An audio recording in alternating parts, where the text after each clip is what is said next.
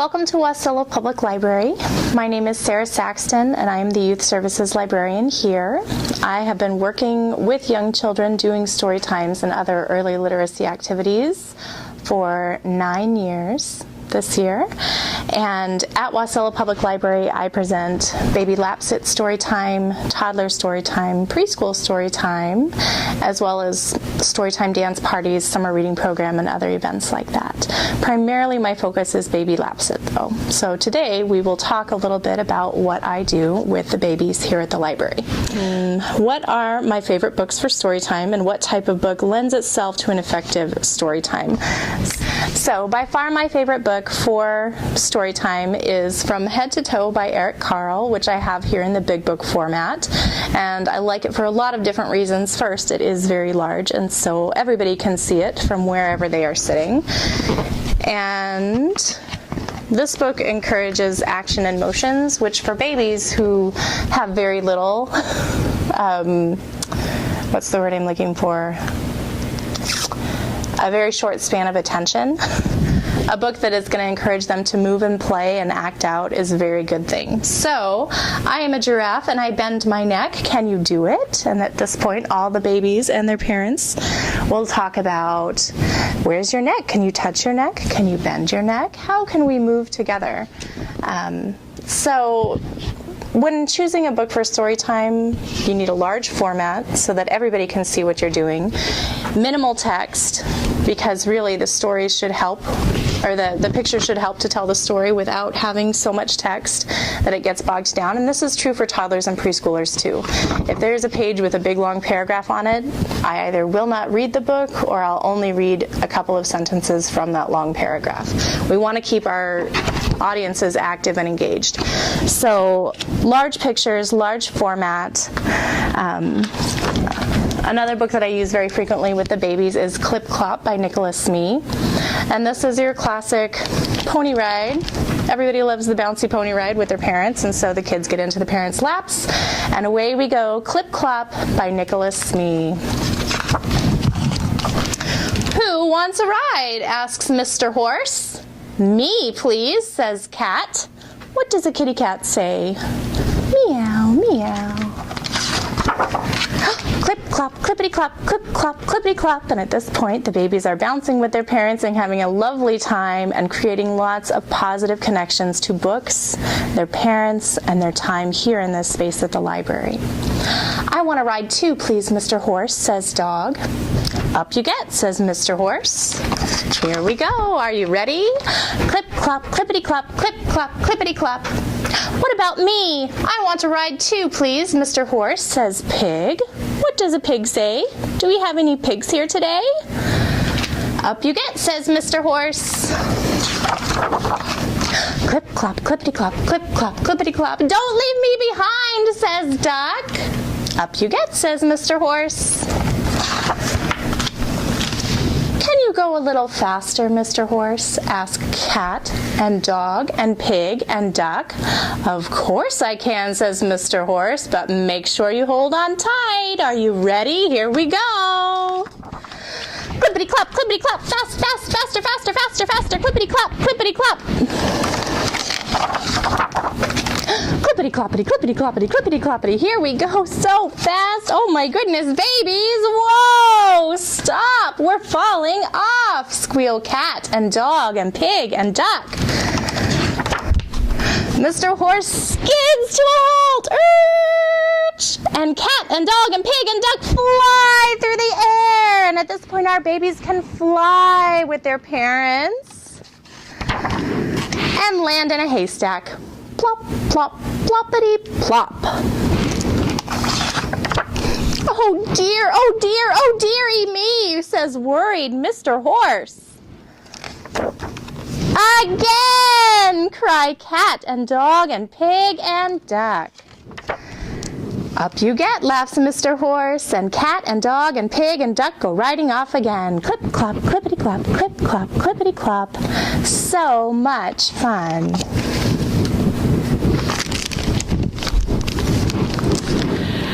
My name is Lacey Hemming, and I work at Anchorage Public Library at the Muldoon Neighborhood Library branch. and I've been doing Storytime for since 2007, so almost however long. I had a 2-year break in there, but for a while. I'm a newbie though, in consideration to some other librarians. We have a lot of really great programs here at Muldoon. We do our regular Storytime program, which is supposed to be for ages 3 to 5, and then we have a lap sit program that is 3 and under. Although at our branch library, we get all ages, and I don't tell people to go away, so it's pretty much a 5 and under program. We also just recently started a Growing Readers Club, which is a very focused early literacy program that we got a grant through Target, and we do that once a month on Fridays. We also are going to start doing a music-based story time that's all music-based, and also we're going to be starting to do a baby builders club to focus more on STEM and early learning with building blocks, which really helps kids get ready for kindergarten. So that's the first part. And then next, I'm going to be demonstrating a few of my favorite things I like to do in story time.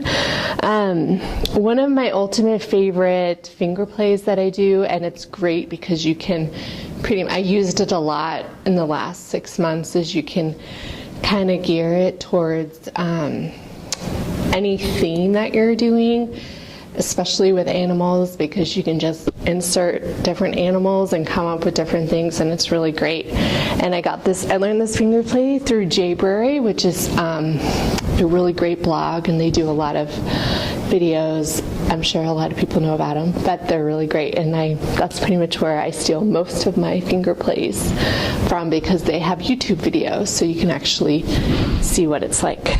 So this one is called The Little Green Frog, and I'm going to do this version, and then I will show you how you can make it into pretty much anything. So here it is. And I use a lot of sign language in my story time, so they have different versions of doing the animals. Since it's a little green frog, I'm going to sign frog like this, and I would show the kids how to do this so that they know. So this is how you do frog. All right. I went the little green frog one day. I went the little green frog. I went the little green frog one day, and they all went ah. But we know frogs go la-di-da-di-da, la-di-da-di-da, la-di-da-di-da. We know frogs go la-di-da-di-da. They don't go ah. So that's just one version, and it's really great because you can do it in different versions.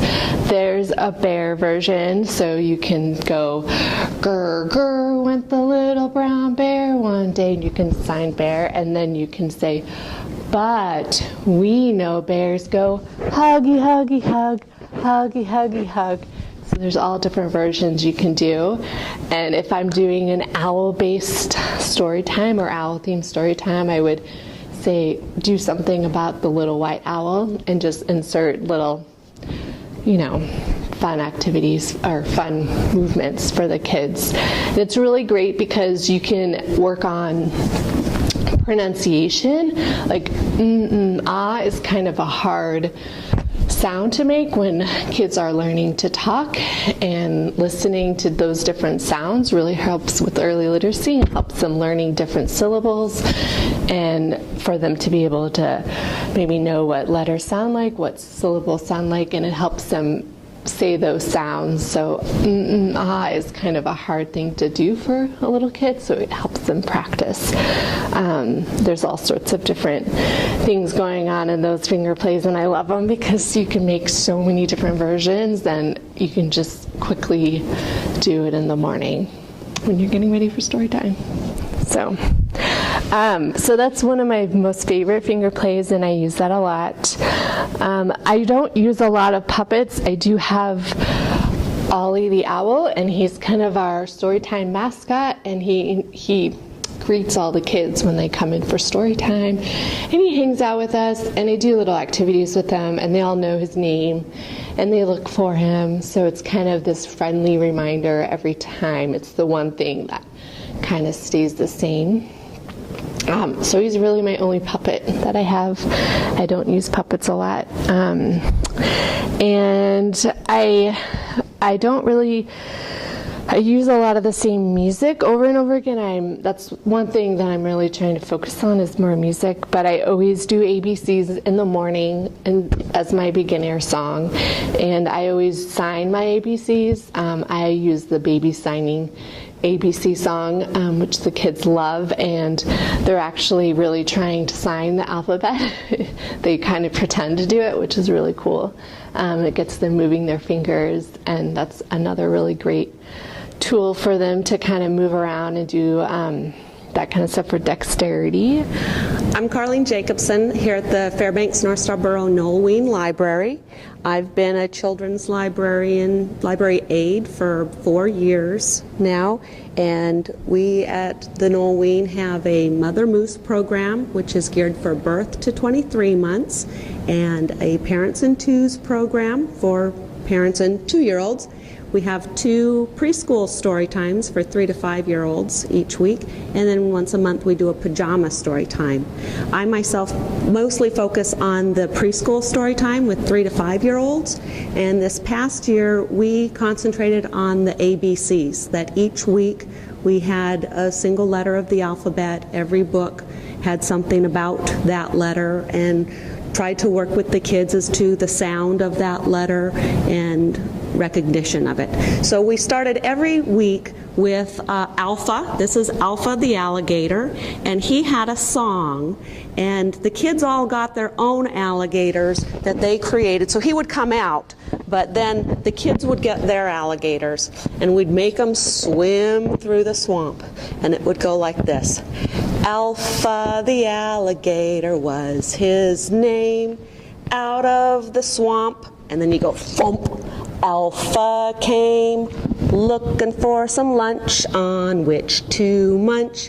He gobbled up the alphabet in one big crunch. So we would do that, and then we would talk about, well, I wonder what letter Alpha swallowed today, that he's been in the back and into my alphabet bucket, and he's eaten something. I can see a little bit of the color in his mouth. What color is that? Oh, it's green, right. So let's see what he might have eaten. So then I pull out of my bag some different things. So we have, what are those? Bananas, that's right, some nice ripe yellow bananas.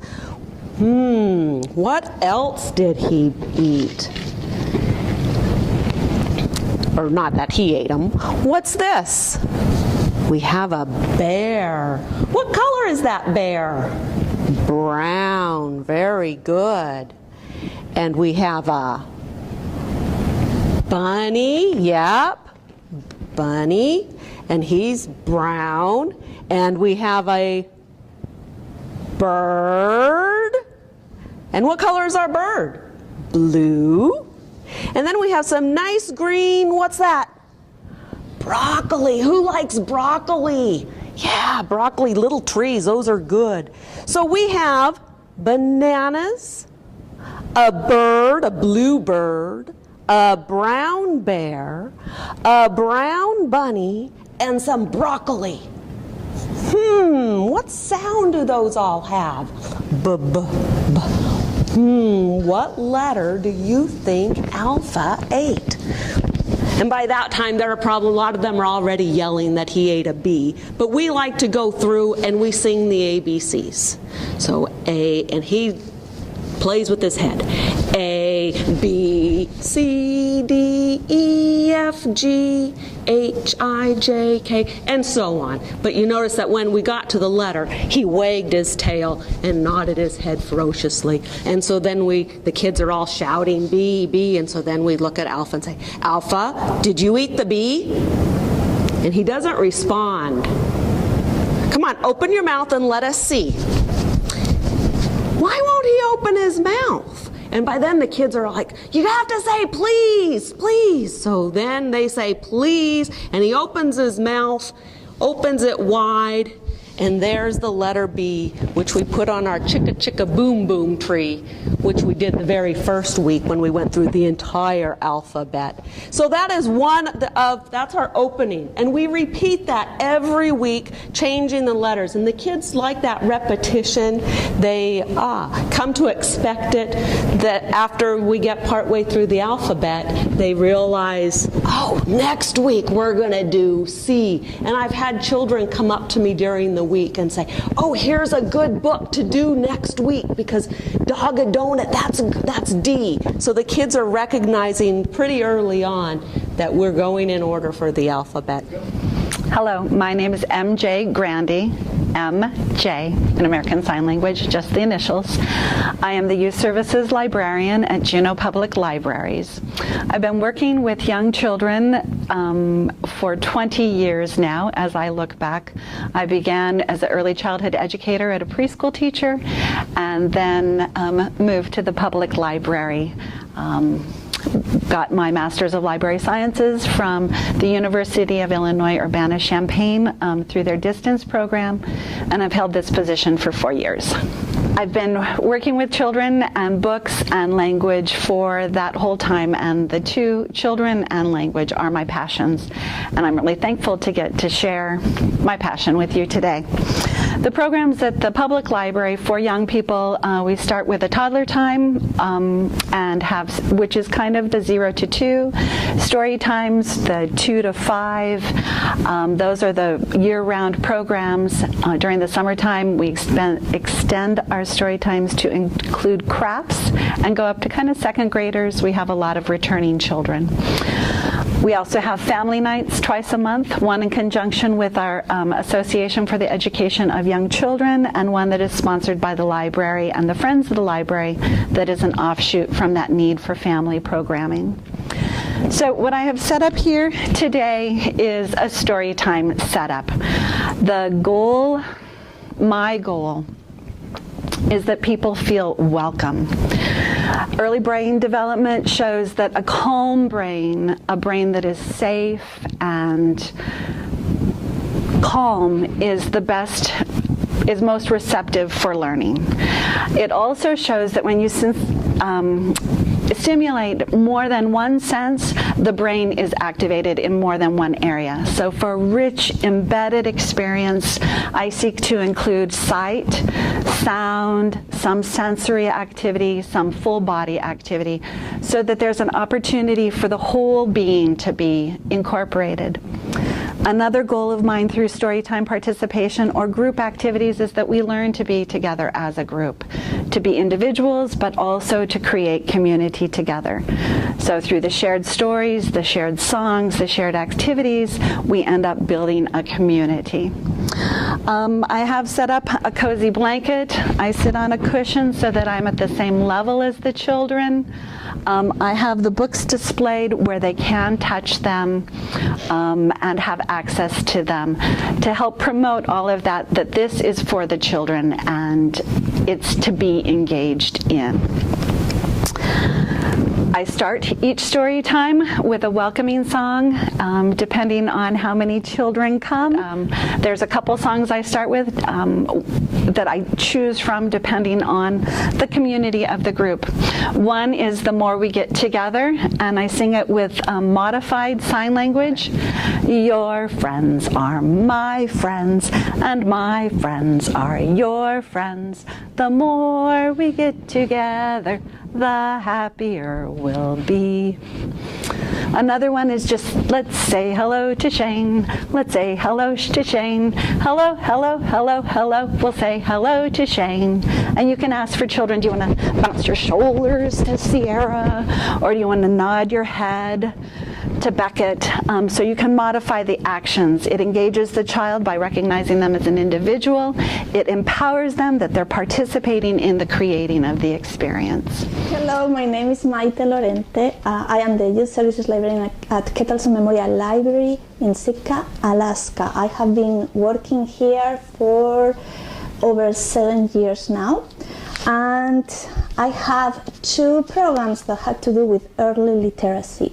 One is called the regular preschool story time that we have every Thursday morning, and then we have what we call a babies and books program, and we try to have the babies and books on Saturdays at least once a month.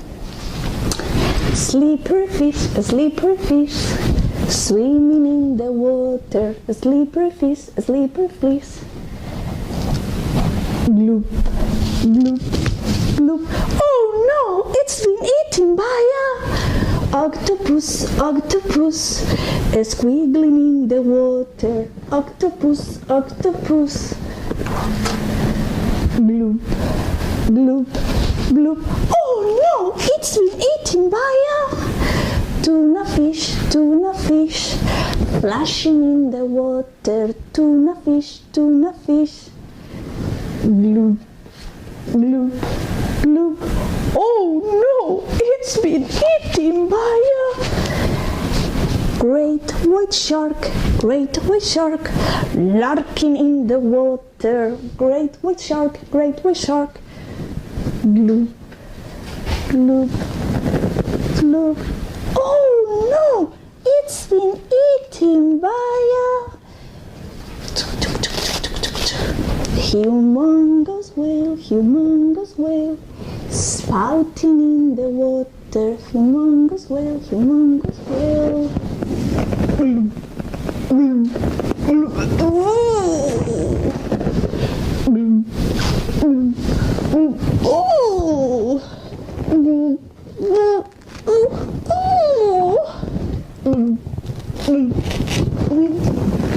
Slippery fish, swimming in the water. So this activity, you could also have kind of an apron and take the animals like that. You can use the easel if it's easier. It's a very fun activity. The kids love it. Even you can repeat this over and over again. They giggle and they laugh and they love it, especially if you are able to do big burping noise for the whale that I don't. Not today. So you also could do that in Spanish with un pececito, if you know Spanish or maybe another language. So I really love that activity. I'm Michelle Proper. I work here at the Fairbanks North Star Borough Noel Wien Library, and I've been employed at the Youth Services Desk, the Berry Room, for 8 years. We do story times throughout the week. We have a Mother Moose story time, which is for children up to 2 years old. We have Parents in Two's story time, which is for a caregiver and their 2-year-old. We offer preschool story time, which is for 3 to 5-year-olds, and a pajama story time, which is a family story time we have in the evenings that are for ages 3 through 10. These are some of my favorite books to use for Parents in Two's story time. Here Are My Hands by Bill Martin Jr. and John Archambault. It's a great book just showing all kinds of different kids in it too and actions that they do. I like to share at least one book in my Parents in Two's story time, of which I usually do 3, but I like to have one that includes something active for the children and the parents to do too. And this one goes through with all the different parts of my body. And here are my hands for catching and throwing, so I like to have the parents or the kids point out where their hands are, and here are my feet for stopping and going.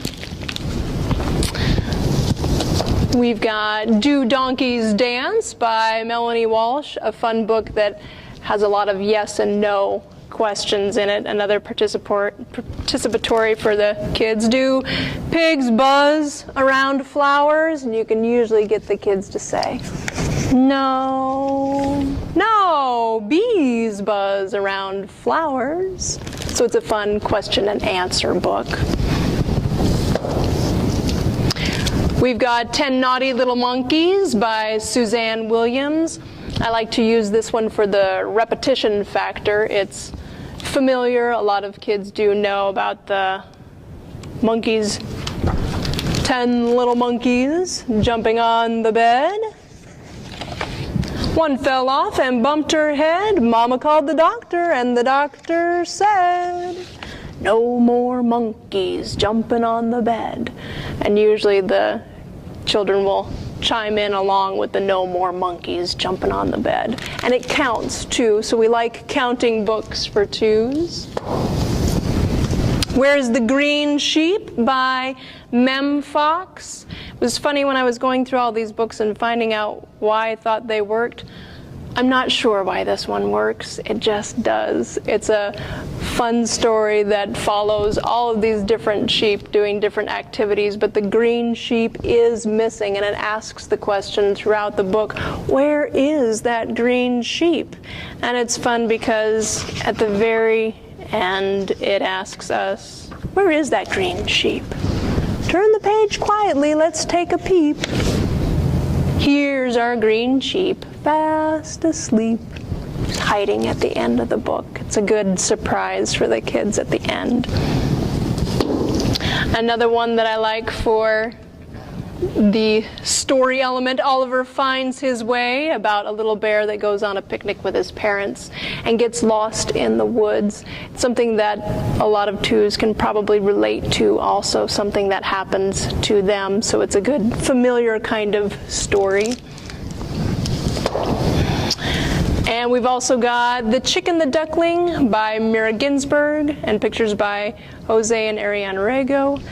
And I like this one because I ask the kids if they'll read along with me. And even if they're two, they can read along too, for the easy element that's in the book of a duckling came out of the shell. "I am out," he said. "Me too," said the chick. And I ask the kids, can you read that part with me? And we point out the words of "me too," said the chick. A lot of times it's just the parents participating too, in the parents and twos. But again, when the children see their parents participating, they're likely to participate as well. Hello, I'm Amelia from the Juneau Public Library. I've been one of the Youth Services librarians for about 12 or 13 years. What type of books lends itself well to an effective story time? I would say things that kids can participate with, things that they can expect what's coming next, things that they can sing along with, and things where they can make animal sounds are always effective, or any kind of movement or singing. What advice would you give someone new to story time or early literacy programming? I think the biggest advice I could give is just choose what you're comfortable with. If you aren't comfortable talking to a puppet and having the puppet talk in its own voice, then the kids will sense that and everyone will be uncomfortable. So just pick what feels natural and stick with that, and you can build from there. How do you ensure active adult participation in story time? That one is really hard because sometimes all the adult wants is half an hour to flip through, their iPhone and not pay attention to their kid for a little bit. But as much as possible, I try and address the adults and ask them to participate. Sometimes I divide us up to do a round or something, and then I'll pick random parents to lead a group, and that always makes them feel really flattered and part of the activity, and then they tend to stay in it after that. So if they're a real wandery bunch, I'll pull out one of those songs. How do you establish expectations? Kind of the same way, just by being direct, because they don't know, and people appreciate knowing what's expected of them, and the only way they're going to know is if you tell them. You can't hint or glare, God forbid, because then they'll never come back. What advice can you give for working with mixed age groups? Mixed age groups are really fun. I would give the same advice as for dealing with adults. Draw them in. Let the older kids know that that you're glad that they are there, and use them. So here's some Elephant and Piggy. These books I don't even read. I hold them up, and if it's a mixed age group or just older kids, I assign the girls to read Piggy and the boys to read Elephant, and the text is so big and clear and repetitive that if you just hold it out and you point and then you point, they'll read it out loud. And if it's a mixed age group and you've got big kids reading out loud, the little kids are starstruck and everybody has a great time. And all you do is share a wonderful book.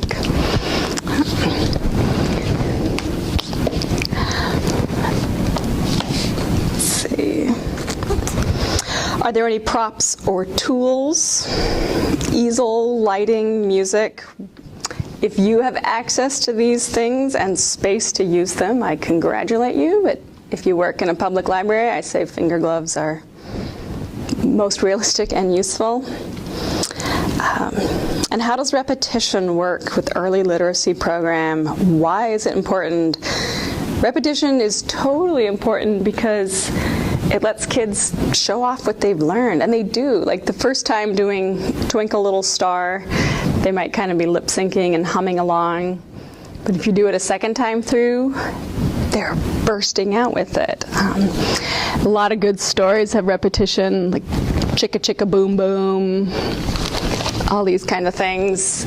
It's so good for their confidence to be able to repeat the chorus with you, and you can even point out some of the letters. Boom is a great one. B, oo, M, and suddenly they're reading with you, and every time you repeat it, it reinforces it. So they're having that much more fun and that much more confidence with their reading and with you and with their books.